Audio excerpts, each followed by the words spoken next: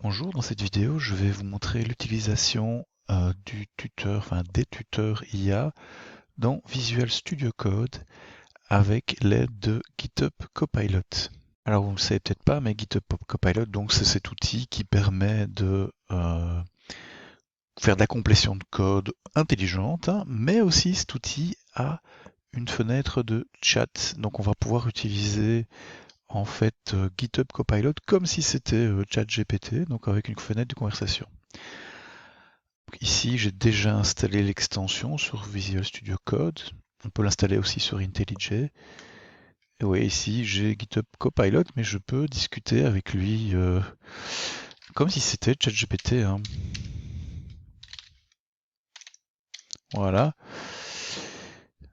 Voilà, pof. Alors, il y a plusieurs étapes pour pouvoir arriver à ça. La première chose, c'est de s'enregistrer chez GitHub pour avoir droit à l'accès sur GitHub Copilot. Alors, j'ai mis sur Moodle un lien. Je serais de trouver un lien français qui explique étape par étape ce qu'il faut faire.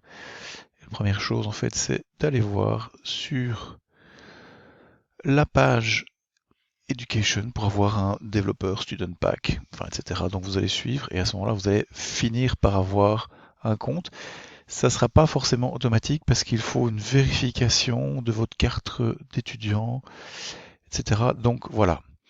C'est pour ça que si vous n'avez pas tout de suite utilisé la méthode Copilot pour le web, n'est pas GitHub Copilot, mais nous on recommande GitHub Copilot car en termes de durée de conversation et d'intelligence, finalement, il est mieux que le Copilot pour le web. Voilà. Alors une fois que vous avez votre compte GitHub Copilot, vous devez installer en fait l'extension GitHub Copilot, hein. Donc vous allez sur les extensions de VS Code, vous cherchez GitHub et vous allez voir GitHub Copilot, vous l'installez. Bon, moi je l'ai déjà installé. Vous pouvez faire évidemment la même chose sur IntelliJ, mais bon, c'est peut-être un peu plus light ici sur VS Code.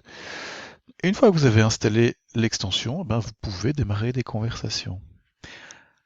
Alors, attention, si vous mettez du code à côté, il va prendre ce code comme partie intégrante de la conversation, ce qui n'est pas un mal, mais ce qui est dans ce qu'on cherche à faire pour le tuteur peut perturber le fonctionnement du tuteur. Donc on vous demande dans un premier temps de ne pas avoir de fenêtre de code ouverte à côté. Et donc une fois que vous avez installé votre extension et que vous avez démarré une conversation, vous allez sur Moodle et vous téléchargez le fichier du prompt du tuteur IA. Donc ici, voilà, je l'ai ici. Vous le copiez, vous le collez dans la conversation et il va démarrer en vous expliquant, voilà, je suis un étudiant, il va vous poser des questions. Donc ça c'est un style de tuteur. Il y a d'autres styles de tuteur. Donc par exemple ici, hop, je demande. En plus il est très très très rapide GitHub Copilot. Voilà, donc sur les attributs, etc. Il va vous poser des questions, vous allez y répondre. Et vous allez avoir toute une conversation avec lui. L'objectif de ce tuteur spécifique, c'est de bah, vous faire creuser un peu votre connaissance de la matière en l'expliquant à quelqu'un d'autre. Et donc il y a différents types de tuteurs. Il y en a certains qui vont plutôt vous expliquer les choses, en vous posant des questions aussi pour vous mettre sur la voie. Ici, l'idée c'est que il va essayer de vous faire creuser votre compréhension de la matière. Alors une fois que c'est fini, pour le devoir, si vous devez remettre la conversation, vous devez l'exporter. Alors soit vous la copiez-collez, je ne sais pas si ça marche comme ça, voilà. Mais le préféré, c'est de l'exporter en JSON. Alors pour faire ça, vous faites un petit raccourci qui va vous ouvrir la palette de commandes de GitHub.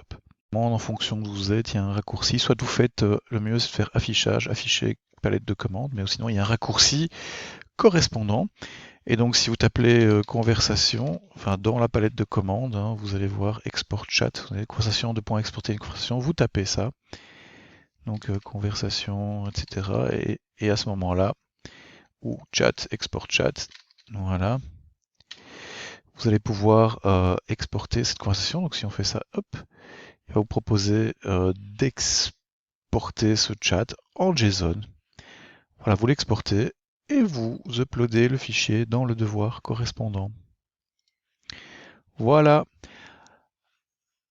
amusez-vous bien et apprenez bien plein de choses.